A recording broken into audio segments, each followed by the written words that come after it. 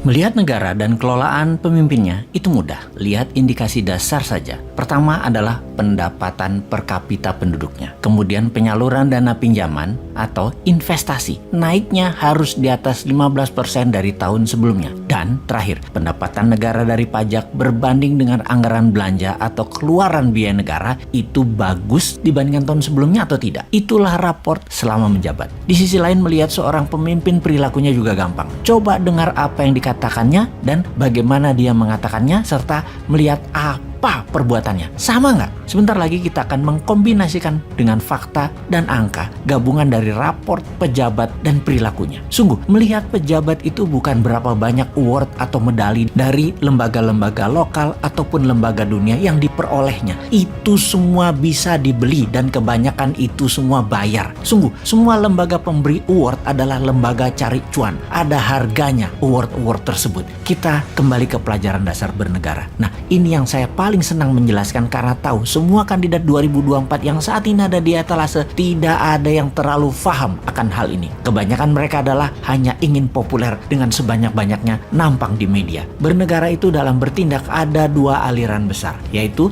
liberal dan di sisi seberangnya ada yang namanya konservatif. Konservatif itu lebih compassionate. Gak tak terjemahin ya. Sekali gitu loh. Biar pada nengok Wikipedia. Oke, kita lanjut. Sementara liberal lebih memilih safety atau security. Kaum konservatif biasanya sangat peduli dengan social safety net atau jaring pengaman sosial. Atau gini deh. Kita ini kalau dikasih pelajaran, dicontohkan model pelajaran di kampus kayaknya pada pecah semua otaknya. Kita sederhanakan menjelaskan liberal versus konservatif. Gini, kita sederhanakan. Bayangkan ada sebuah bangunan mainan di tangan Anda semacam Lego deh. Konservatif itu floornya, lantainya tebal. Itulah social safety netnya. Social safety netnya tebal. Kalau liberal lebih pro ke swasta, maka floornya tipis. Urusan kesejahteraan karyawan atau keluarga itu urusan swasta. Itu melihat lantai rumah dari sisi pandang liberal dan konservatif. Lalu dari sisi tembok pagar, liberal temboknya rendah terbuka. Kalau konservatif itu tembok pagarnya tinggi. Artinya tembok pagar rendah, asing boleh masuk, globalis masuk, tenaga kerja asing masuk, uang asing masuk, impor bebas. Sementara kalau tembok pagarnya tinggi, semua asing dibatasi. Sangat nasionalis mereka itu. Kemudian dari sisi bangunan, langit-langit atau ceiling, kaum liberal ceilingnya rendah, kaum konservatif ceilingnya tinggi.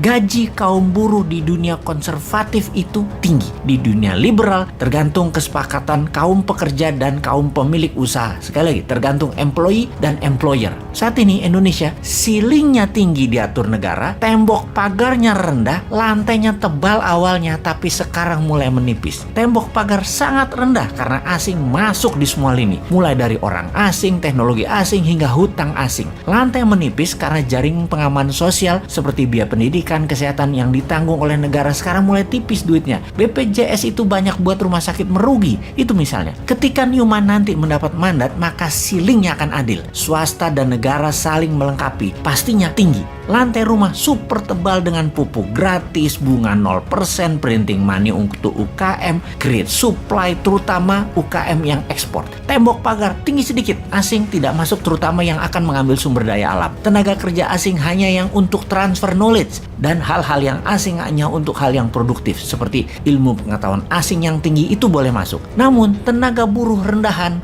hutang konsumtif pasti tidak boleh masuk. Tembok pagar tinggi sedikit, simbol nasionalis yang tinggi. Jadi kembali ke pelajaran liberal konservatif, kita bisa tahu bahwa yang membuat saat ini dikatakan kita tidak berdaulat karena lantainya tipis, tembok pagarnya rendah, ceiling agak tinggi dan tidak terlalu adil. Ubah yuk ke new mind. UKM berdaulat, rakyat diberi rumah dengan lantai tebal, tembok pagar agak tinggi, ceiling agak tinggi dan adil. Itulah redistribusi kemakmuran ala new mind.